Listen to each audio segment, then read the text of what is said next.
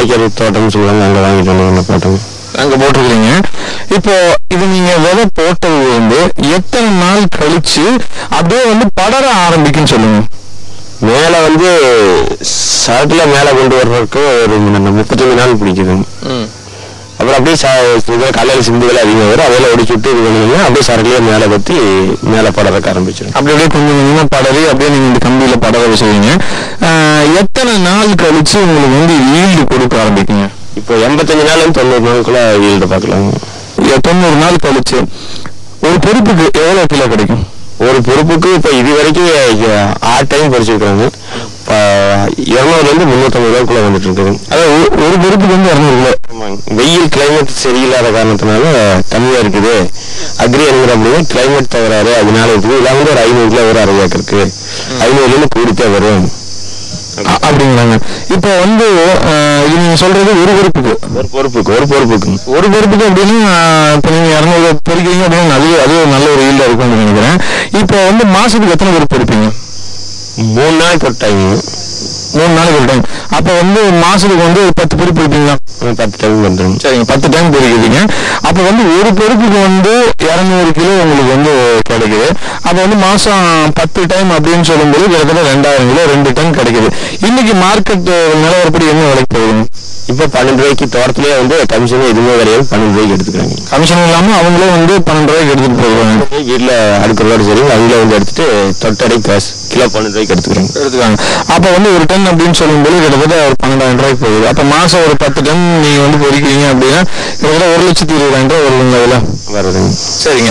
இப்போ இந்த 1,20,000 அப்படின்னு சொல்லும்போது உங்களுக்கு இதுல செலவுன்னு பார்த்தா எதுக்கு செலவு வருது? செலவு மருந்து, ட்ரிப்புக்கு, அப்புறம் களை வரும், இந்த உர செலவெல்லாம் இருக்குதுங்க. அதுக்கெல்லாம் சுமார் அந்த 1,20,000 எவ்வளவு வரும் தோராயமா? இப்போ இது வரைக்கும் ஒரு 15,000 ரூபா அந்த கம்பி கட்டுக்குழி செலவு இல்லாமல் உரம் மருந்து செலவு இருக்குதுங்க. இல்ல ஒரு மாசத்துக்கு அப்படின்னு சொல்லும்போது 1 லட்சம் இது வரைக்கும் மொத்தமா பயிர் போட்டதில் இருந்தாங்க. இல்ல நீங்க அந்த ஒரு மாசம் அந்த ஒண்ணு ஒரு 1,20,000 செலவு 1 லட்சம் நிற்குங்களா? அவ்வளவுதான் 1 லட்சம். அது மட்டும் இல்லாம உங்களுக்கு இந்த கம்பி செலவு இதெல்லாம் வந்து நிரந்தரமா இருக்கும். கம்பி நிரந்தரமா இருக்கும், குச்சி மட்டும் வேஸ்ட் ஆயிருக்கு. கொஞ்சம் மட்டும் வளர்த்தி வத்தாது, ஒரு டைம் வச்சுட்டு வளர்த்தி வத்தாது. சரிங்க. இப்ப இதுல வந்து நோய் அப்படின்னு சொன்னா என்ன நோய் தாக்கும், என்ன வகையான மருந்து கொடுப்பீங்க? இது வந்து சார் பூச்சின்னு ஒரு குத்திட்டு போயிருக்காங்க. அப்புறம் அப்படியே இந்த இடத்துல பெண்ட் ஆகிடும். அப்ப ரொம்ப பிஞ்சில குத்துச்சுன்னா அப்படியே கோணையாகி சுருண்டுடும்.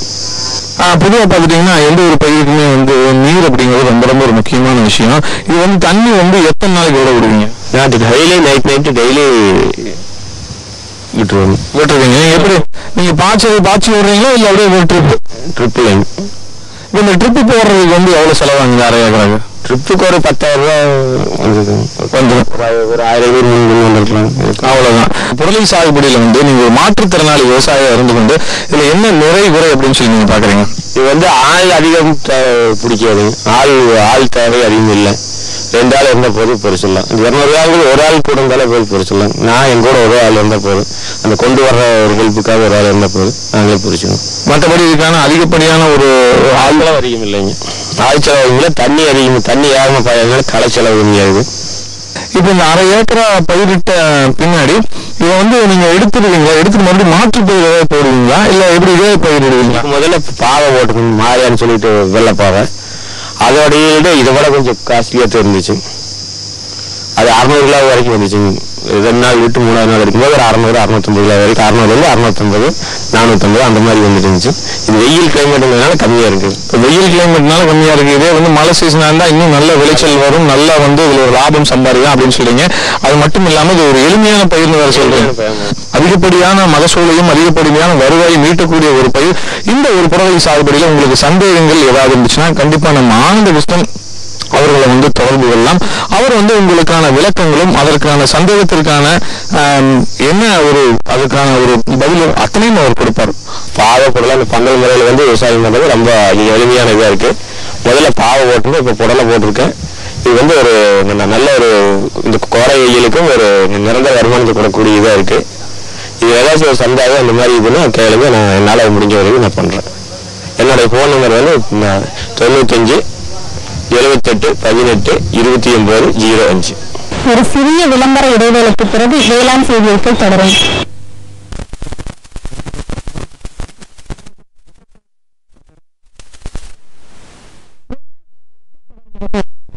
நாமக்கல் மாவட்டம் லட்டுவாடி பகுதியில் இயங்கி வரும் வேளாண் அறிவியல் நிலையத்தில் எண்ணற்ற வேளாண் பயிற்சி முகாம்களும் வேளாண் விளக்க கூட்டங்களும் புதிய தொழில்நுட்பங்கள் அறிமுக கருத்தரங்கங்களும் தொடர்ச்சியாக நடைபெற்று வருகின்றன.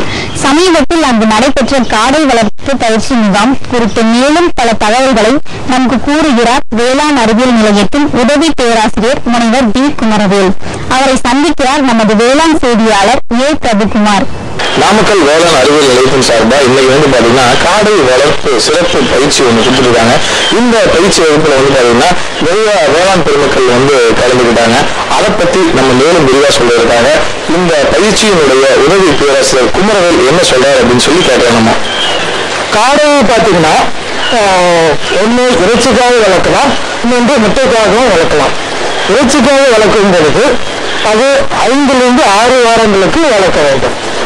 5 to 6 வாரத்துல வந்துட்டு ஒரு 180 to 200 கிராம் வரைக்கும் ஒரு காடை வந்துட்டு எடை வரும். அப்படிங்கிறப்ப அதுலயும் வந்துட்டு முதல் 2 வாரத்துக்கு வந்துட்டு அது குஞ்சுகள் பராமரிப்புன்னு சொல்லுவோம். அதுக்கப்புறம் வந்துட்டு 3 to 5 வாரம் வரைக்கும் காடை பராமரிப்புன்னு சொல்லுவோம். நீங்க இந்த பார்த்துட்டு இருக்கிறது வந்துட்டு இது குஞ்சுகள் பராமரிப்பிற்கான ப்ரூடிங் செட். இது வந்துட்டு முதல் 2 வாரத்துக்கு வந்துட்டு குஞ்சுகளை வந்துட்டு இந்த முறையில பராமரிக்கிறது ரொம்ப முக்கியம். இந்த வகையான ப்ரூடிங் கூண்டு வந்துட்டு 30 இன்ச்சுக்கு 18 இன்ச்சு 12 இன்ச்சு வந்துட்டு ஹைட்டா இருக்கிற மாதிரியான இந்த கூண்டுல வந்துட்டு 30 காடை குஞ்சுகள் வரைக்கும் விட்டு முதல் 2 வாரத்துக்கு வந்துட்டு வளர்க்கலாம். இதுல தண்ணிக்காக பாத்தீங்கன்னா இதுல இந்த நிப்பிள் ப்ரீடிங் சிஸ்டம் வந்துட்டு நம்ம பயன்படுத்துறோம். இதுல வந்துட்டு நல்ல ஒரு அட்வான்டேஜ் இருக்கு. அது என்ன மாதிரின்னா முதல்ல நம்ம ஏதோ சின்னத்துல அந்த மாதிரி வைக்கிறப்ப குஞ்சுகள் சைஸ் ரொம்ப சின்னதாக தான் இருக்கும். அது வந்துட்டு அந்த தண்ணி தொட்டியில விழுந்து சாகிறதுக்கோ வாய்ப்பு இருக்கு. அதனால கொஞ்சம் நல்லபடியா வளர்றதுக்கு இந்த மாதிரி நல்ல விதமா தண்ணீர் கொடுக்கறதுக்கு தகுந்ததாக இருக்க மாதிரி அது மாதிரி நிப்பிள் ப்ரீடிங் சிஸ்டத்தை வந்துட்டு பயன்படுத்துறோம். அது மாதிரி கையில வந்துட்டு தீவனம் வந்துட்டு கொடுத்துட்டு இருக்கோம். மிக முக்கியமா முதல் 2 வாரத்துக்கு நம்ம கவனிக்க வேண்டியது இறப்பிலிருந்து குஞ்சுகளை வந்துட்டு நம்ம காப்பாற்றுறது ரொம்ப முக்கியமா இருக்கணும். ஏன்னா 2 வாரத்துக்கு அப்புறம் இறப்பு விகிதம் வந்து ரொம்ப கம்மியாக தான் இருக்கும். முதல் 2 வாரத்துக்கு இது மாதிரி கரெக்டான நம்ம ஒரு வெப்பம் கொடுத்து நல்ல முறையில் தீவனமா தண்ணீரை கொடுத்துட்டு பராமரிக்கும் பொழுது நமக்கு வந்துட்டு அந்த ஒரு வெப்பநிலை வந்துட்டு நம்ம மெயின்டைன் பண்ணி குஞ்சுகள் சாகாம வந்துட்டு பராமரிக்கணும். அதே மாதிரி இந்த ஷெட்டோட அமைப்பு வந்துட்டு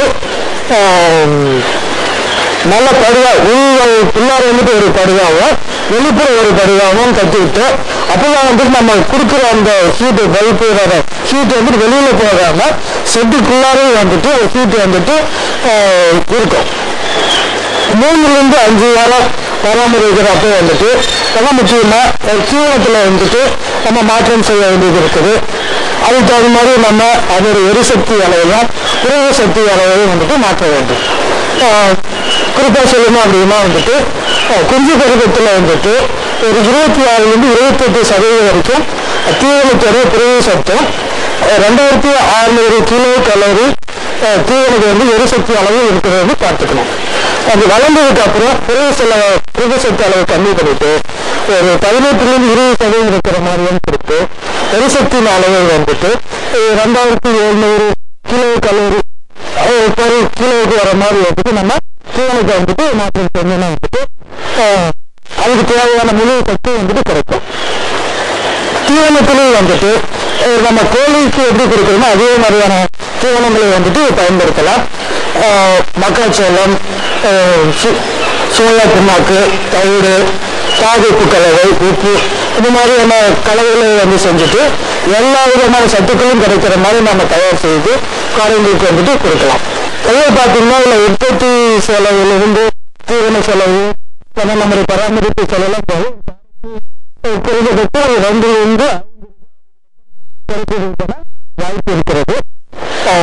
இது வந்து இறைச்சி வளர்ப்புக்கான பராமரிப்பு முறைகள். இதே வந்துட்டு நம்ம முட்டைக்காரை வளர்ப்புக்கான பராமரிப்பு முறையில மிக முக்கியமான சொல்லணும் அப்படின்னு பார்த்தீங்கன்னா முட்டைக்காரையில வந்துட்டு நம்ம 52 வாரங்கள் வரைக்கும் முட்டையிடும் தன்மையாகுது. 6வது வாரத்துக்கு அப்புறம் வந்துட்டு கொஞ்சம் கொஞ்சமா வந்துட்டு முட்டையிட ஆரம்பிக்கும். 52 வாரம் வரைக்கும் முட்டையிடும்.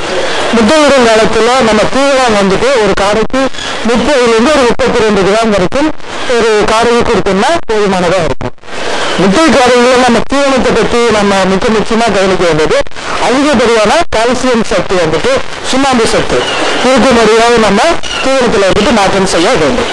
எங்களுடைய வேளாண் அறிவு நிலையத்துக்கு நீங்க நேரில் வந்து கூட உங்களுடைய சந்தேகங்களையும் இன்னும் நீங்க இருக்கிற இந்த காரை பணங்களை நேரில் வந்து கூட நீங்க ஆலோசனைகளை கேட்டு சொல்லலாம்.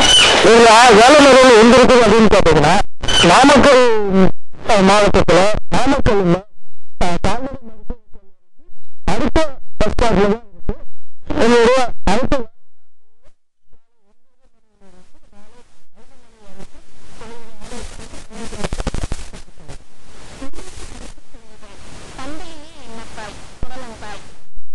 ஆனந்த கிருஷ்ணன் தகவல். காடை வளர்ப்பு பயிற்சி முகாம் எங்கே? நாமக்கல் மாவட்டத்தில். முனைவர் வி குமரவேல் தகவல். இத்துடன் வேளாண் செய்தியறிக்கை நிறைவடைகிறது. நன்றி, வணக்கம்.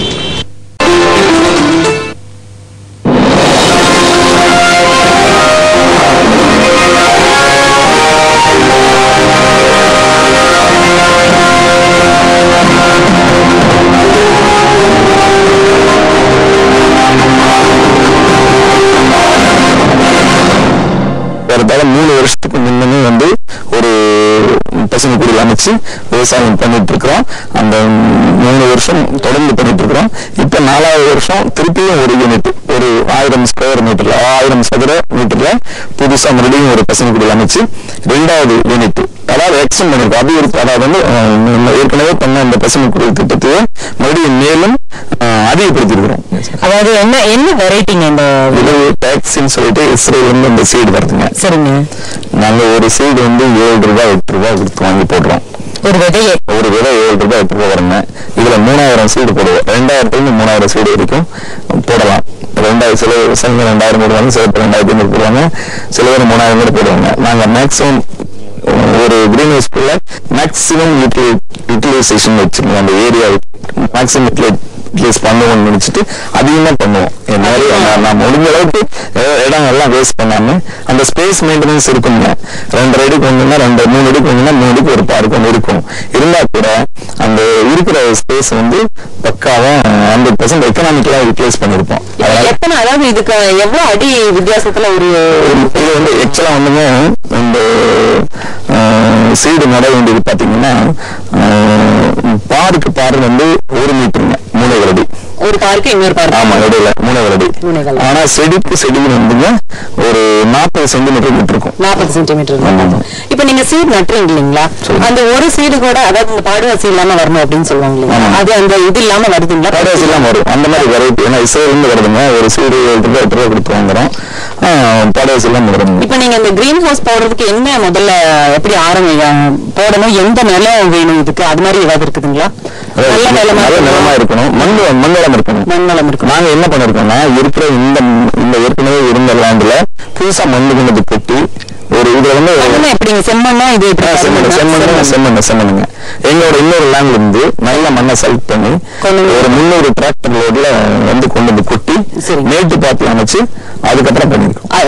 இந்த கிரீன் ஹவுஸுக்கு வந்து முதல்ல மேட்டு பாத்தி அமைச்சு நல்லதுங்க. நல்லது. ஏன்னா தண்ணி வெளியில இருந்து மழை பெஞ்சா வராம இருக்கணும். நம்ம விடுற தண்ணி கூட அதிகப்படியான தண்ணி வந்து மேட்டு பாத்தி அமைச்சிட்டோம்னா அதிகப்படியான தண்ணி கீழே பாறையில இறங்கிடும். கீழே போயிடும். அப்ப இது முதல்ல வந்து ஆரம்பம் இது வந்து மேட்டு பாத்தி அமைக்கணும். எப்படிங்க இந்த கிரீன் ஹவுஸ்க்கு என்னென்ன வேலையில செய்யணும்? எவ்வளவு செலவாகுது? எத்தனை ஸ்கொயர் ஃபீட் இது? அதாவது வந்து 1000 ஸ்கொயர் மீட்டருங்க. 1000 ஸ்கொயர் மீட்டர்ல பொதுவா வந்து கவர்மெண்ட் தோட்டக்கலைத்துறை வந்து ஒரு என்கரேஜ் பண்ணுதுங்க. இதுக்காக சப்சிடி கொடுக்குறாங்க. 1000 ஸ்கொயர் மீட்டர் ஒரு யூனிட்னு சொல்லிட்டு அவங்க வந்து நமக்கு சப்சிடி அலாட் பண்றாங்க. 1000 ஸ்கொயர் மீட்டருக்கு 3 லட்ச ரூபாய் சப்சிடி கொடுக்குறாங்க. டோட்டல் காஸ்ட் வந்து 6 லட்சம் ரூபாய் அவங்க பிக்ஸ் பண்றாங்க. ஒரு யூனிட்டுக்கு டோட்டல் எக்ஸ்பெண்டிச்சர் வந்து 6 லட்சம் ரூபாய் பிக்ஸ் பண்றாங்க. இது கிரீன் ஹவுஸ் அமைக்கிறதுக்கு மட்டும்.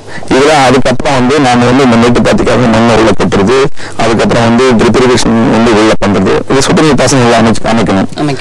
அது பண்றது, அந்த ட்ரிப் இரிகேஷன் செலவு. அப்புறம் மேல ஃபாகர்னு ஒரு மைக்ரோ ஸ்பிரிங்க்லர்ஸ் போடுவோம். அது எடுத்தோம்னா உள்ள வேலை செய்யறவங்களுக்கு வந்து ரொம்ப உள்ள ஹீட் இருக்கும். அந்த ஹீட்டை கண்ட்ரோல் பண்றதுக்கு மைக்ரோ ஸ்பிரிங்க்லர்ஸ் ஃபாகர்னு ஒரு வெரைட்டி போடுவோம். அது போடுறது. இந்த மாதிரி மற்ற செலவுகள்லாம் நமக்கு ஒரு 2 லட்சம் ரூபாய் வந்துருங்க. ஏறத்தாழ 9 லட்ச ரூபாய் செலவாகுது. ஆனா நமக்கு கவர்மெண்ட்ல தோட்டக்கலைத்துறையில ஏக்கர்ல 6 லட்சம் ரூபாய் ஃபிக்ஸ் பண்றாங்க.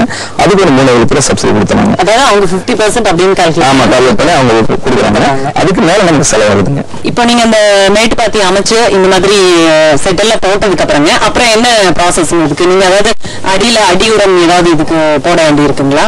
அது போடணுங்க. ஜெனரலா என்ன பண்ணுவோம்னா மேட்டுப்பாத்தி அமைச்சிட்டு அதுக்கப்புறம் வந்து இந்த தேங்காய் மட்டையில தேங்காய் நார் ஆமா அது வந்து கயிறு உருவாக்குற கம்பெனில மிச்சம் இருக்கும். வேஸ்டா வருங்க. அதை வந்துங்க நல்லா வந்து வாஷ் பண்ணி ஃப்ளஷ் பண்ணி அதை வந்து உப்பு சத்து இல்லாம பூரா ரெடி பண்ணி கொடுப்பாங்க. கொஞ்ச நாள் ஆகணும். அதை வந்து அதை கயிறு எடுக்கிறதுல இருந்து வேஸ்ட் வந்து கொஞ்ச நாள் போட்டு வச்சிருந்து மழை பெஞ்சு அது நல்லா நனைஞ்சு அதெல்லாம் சுத்தமா அந்த பிஹெச்னு சொல்லுவாங்க உப்பு சத்து இருக்கும். அதெல்லாம் போனதுக்கு அப்புறம் அதை வந்து வாங்கி கொண்டு வந்து நம்ம வந்து ஃபீல்டுக்குள்ள போடணும்.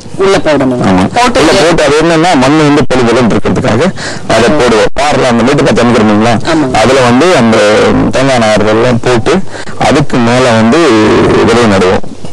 நாட்டருவு போடுவோம். அதுக்கு மேல வந்து இந்த தேங்காய் நார் போடுவோம். தேங்காய் நார் போட்டதுக்கு அப்புறம் வந்து இந்த சீடு வைப்போம். சீடு வைப்பீங்க. அப்ப இந்த தேங்காய் மஞ்சி இந்த உரமெல்லாம் போடுறீங்களா? எல்லாம் போட்டதுக்கு அப்புறம் உழவெல்லாம் இதுல ஓட்ட வேண்டியது இல்லைங்களா? இல்ல இதுல முதல்ல அதெல்லாம் பிளவிங் எல்லாம் முதல்ல பண்ணிருக்கோம். ஒரு முறை தான் பிளவிங் எல்லாம் பண்ண முடியும். நெக்ஸ்ட் டைம் எல்லாம் இதுல வந்து பிளவிங் பண்ண முடியாது. கையில தான் கொத்தணும். இப்போ ஒரு கையில கொத்தணும். இனிமேல் வந்து இந்த ட்ரில்லர்னு சொல்லிட்டு ஒரு இது இருக்குங்க. சின்னதா வந்து களை எடுக்கிறதுக்கெல்லாம் இப்ப மிஷின் கருவிகள் வந்திருக்கு. அந்த ட்ரில்லரை விட்டு ஓட்டுறதுக்கு ட்ரை பண்றோம். பட் அந்த மூளையோட ஸ்பேசிங் ட்ரில்லர் விட முடியுது. எவ்வளவு நாள்ல இந்த வெள்ளரி செடி உங்களுக்கு? விதை நட்ட நாள்ல இருந்து 40 டேஸ்ல காய் வரும். எத்தனை நாளைக்கு வந்து காய்க்குங்க? இது 40 நாள் காய் வர ஆரம்பிச்சுன்னா அப்புறம் ஒரு 80 நாள் காய்க்கும். 120 டேஸ் இது ஃபீல்டுக்குள்ள இருக்கும். இப்ப நீங்க இந்த காய் வந்து பறிக்கிறீங்க இல்லையா? எத்தனை நாள்ல வந்து காய் பறிக்கலாம்? 40 நாள்ல பிஞ்சு செடி நட்டணும். 40 நாள்ல பறிக்கலாம். அது பிஞ்சு இந்த மாதிரி பூ பிஞ்சு வந்தா ஒரு வாரம் 10 நாள் காய் ஆயிடும். எப்படி எங்க கொண்டு போய் மார்க்கெட் பண்றீங்க? நாங்க கோயம்புத்தூர்ல பழமுறை நிலையம் ஃபுட் ஸ்டால்ஸ்ல மொத்த வியாபாரிகள் யாரும் நீங்க வந்து ரீட்டைல தான் கொண்டு போய் கொடுக்குறோம். மொத்த வியாபாரிகள் வந்து எடுத்தாங்கன்னா கம்மியா கேட்பாங்க. இப்ப என்ன விலைக்கு கிலோ போகுது? அவரேஜா ஒரு 20 ரூபாய்க்கு 20 ரூபாய் போகுது. இப்ப வெயில் காலம் வரதுனால 20 ரூபாய்க்கு போகுது. இப்ப இதே குளிர்காலமா 20 ரூபாய்க்கு போகும். ஸ்டாண்டர்டா மார்க்கெட் இருக்கு. அதனால பிரச்சனை இல்லை. இப்ப இந்த ஒரு 1000 ஸ்கொயர் ஃபீட் சொன்னீங்க இல்லைங்களா? இதுக்கு வந்து எவ்வளவு ஈல்டு வந்து கிடைக்குங்க?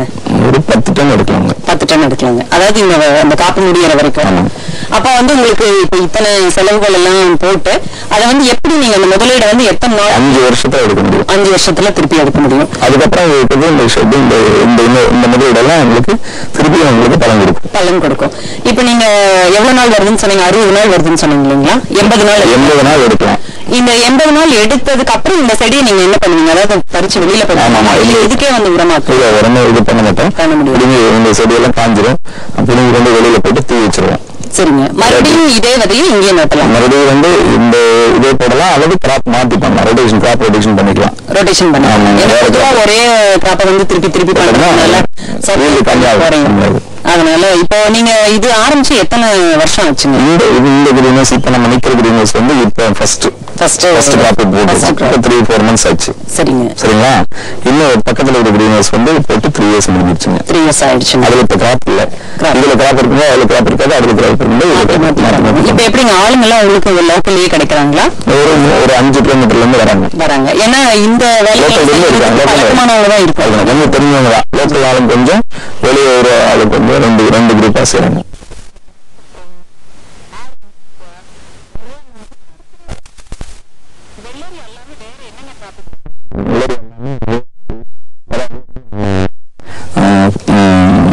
இதுல பொக்கேல வர்ற ஃப்ளவர்ஸ் எல்லாம் கூட இதுல பண்ணலாம். திராட்சை எல்லாம் பண்ண முடியுங்களா? திராட்சை இதுல பண்ண வேண்டிய அவசியம் இல்லைங்க. இது தேவையில்லை. பசுமைக்குடியின் தொழில்நுட்பம் வந்து திராட்சைக்கு வேண்டியதில்லை. நமக்கு மலர்கள் அதுக்கு பூங்கத்துக்கு போற மலர்கள் செய்யறதுக்கு ஆகுதுங்க. அப்புறம் இது குடமிளகா போடலாங்க. குடமிளகா போட்டு எடுக்கலாம். நீங்க போட்டிருக்கீங்களா அந்த மாதிரி? ஒரு முறை குடமிளகா போட்டு எடுத்தாச்சுங்க. அந்த பசுமைக்குடியில போட்டிருந்தோம். அதுல போட்டு ஒரு முறை குடமிளகா எடுத்து நல்லாதான் வருது. நல்ல ஈல்டு இருக்கு வருதுங்க. எல்லாம் ரொம்ப கவனமா செஞ்சா சரியான ஒரு விவசாயம் தான் இது. விவசாயம் நல்ல லாபகரமான சரியான முறையில செய்யணும். இப்ப தோட்டக்கலை துறை வந்து உங்களுக்கு என்னென்ன வழியில உதவி பண்றாங்க?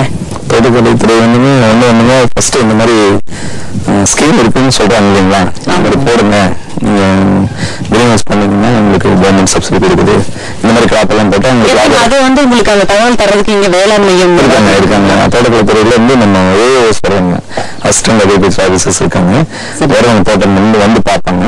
இப்போ நாங்க வந்து இந்த டிப்ரிகேஷன் தொழில யூபிசி இரிகேஷன் கம்பெனில நாங்க டீலர் இருக்கனால நாங்க அவங்க டிபார்ட்மெண்ட் போவோம். அப்போ அவங்க எங்களுக்கு சொல்லுவாங்க, அந்த இன்ஃபர்மேஷன் கிடைக்குது. இது பண்றது கொஞ்சம் கேபிட்டல் வந்து கொஞ்சம் அதிகமா தேவைப்படுறது. பேங்க்ல நாங்க பண்ணிருக்கணும், பேங்க்ல தராங்க. இப்போ கவர்மெண்ட் சப்சிடின்னு சொல்றீங்க இல்லைங்களா, இப்ப எப்படி நீங்க போட்டு அந்த இது டாபிக் வந்ததுக்கு அப்புறம் தான் அந்த லோன் கிடைக்குமா, இல்ல நீங்க போடும் போதே வந்து அந்த சப்சிடி கிடைக்கும்? இந்த பசங்களுக்கு அமைக்கிறதுக்கே வந்து லோன் கொடுக்குறாங்க. நாங்க ப்ராஜெக்ட் போட்டுன்னு சொல்லிட்டு கேட்பாங்க, ரெடி பண்ணி கொடுங்க, இது என்ன செலவாகுது, என்ன லாபம் கிடைக்குது, இது போட்டா லாபகரமா மேல பண்ணி உங்களுக்கு லோன் திருப்பி சரியா கட்டுவீங்களா அப்படின்னு பேங்க்காரங்க ஒரு ப்ராஜெக்ட் ரிப்போர்ட் கேட்பாங்க. அந்த ப்ராஜெக்ட் ரிப்போர்ட் நம்ம ரெடி பண்ணி இந்த இவ்வளவு நம்ம இன்வெஸ்ட் பண்றோம், இவ்வளவு இன்கம் இதுல வரும், இது இத்தனை வருஷத்துல எங்களால பே பண்ண முடியும்னு சொல்லிட்டு நாங்க ஒரு ப்ராஜெக்ட் ரிப்போர்ட் ரெடி பண்ணி கொடுத்தாங்க. இது பாத்தீங்கன்னா நீங்க இந்த லோன் அப்ளை பண்றதுக்கு முன்னாடி இந்த மாவட்ட தொழில் மையம் இருக்குது அந்த மாதிரி ஏதாவது பேங்க் வந்து சப்போர்ட் பண்றாங்க. கிரீன் பசங்க குடின்னு சொன்னா சரி, இது ஒரு நல்ல திட்டம் அவங்களுக்கு தெரியும். கோஆபரேட்டிவ் பேங்க்ஸ்ல இல்ல நேஷனல் தேசிய கட்டட வங்கிகள்ல தான் வாங்கியிருக்கிறோம். விஜயா பேங்க்னு சொல்லிட்டு விஜயா பேங்க் கோயம்புத்தூர் சைதாபேட் காலனி பிரான்ச்ல தான் நாங்க வாங்கியிருக்கிறோம். 2 பசங்க குடிகளுக்கும் கோயம்புத்தூர் விஜயா பேங்க். இப்ப அதாவது 100% லோன் வாங்க முடியும். 100% சொல்ல முடியாது, 80% கொடுக்காங்க, 20% நம்மளோட முதலீடு இருக்கும். அப்போ விவசாயிகளுக்கு வந்து இது ஒரு நல்ல திட்டமா இருக்குது. ஏன்னா பேங்க்ல லோன் கொடுத்து பசுமை குடியிருக்கும் போது நல்ல வருமானமும் இருக்கு, லோனும் கிடைக்கிறதுனால நம்ம ஈஸியா திருப்பி கட்டுறதுக்கான வாய்ப்பு இருக்கு.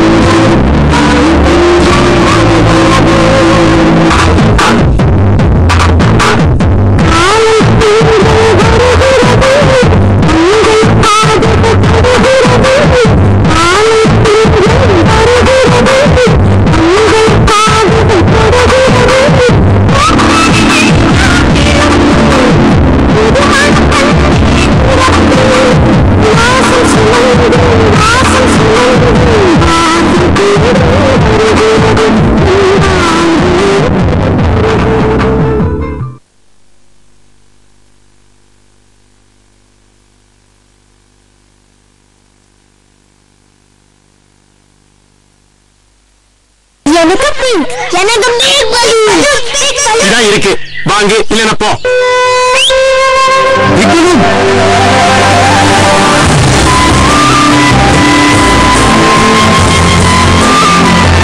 உங்கள் கனவுகள் சிறகடிக்கட்டும் கேள்வியுடன். கேள்வி ஸ்மார்ட் வே டு பேங்க். இந்நிகழ்ச்சி ஸ்ரீராமனின் அருவமுதமாக வழங்கப்படுகிறது.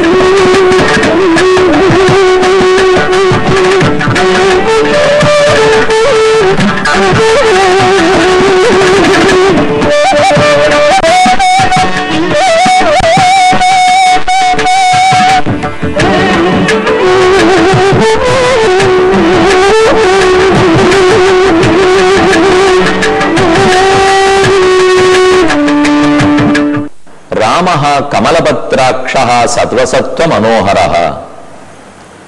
இது ஹனுமார் ராமனை பற்றிய அடையாளங்களை கூறும்போது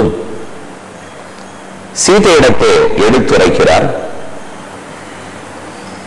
என் பர்த்தாவினுடைய அங்க அடையாளங்களை கூறு என்று சீதை கேட்டாள். அதற்கு ஆஞ்சநேயர் பதில் கூறினார், ராமன் தாமரை கண்கள் உடையவன், திருவடி முதல் திருமுடி வரை அனைத்து அங்கங்களிலும் அழகு நிறைந்தவன், பார்ப்பவர்களுடைய கண்களையும் மனத்தையும் பறிப்பவன். அன்று ஹனுமான் எப்படி ராமனை வர்ணித்தாரோ அப்படியே ராமனை இன்று இதோ தரிசிக்கிறோம். தில்லை வளாகம், மயிலாடுதுறை காரைக்குடி மார்க்கத்தில் உள்ள அழகான சிற்றூர்.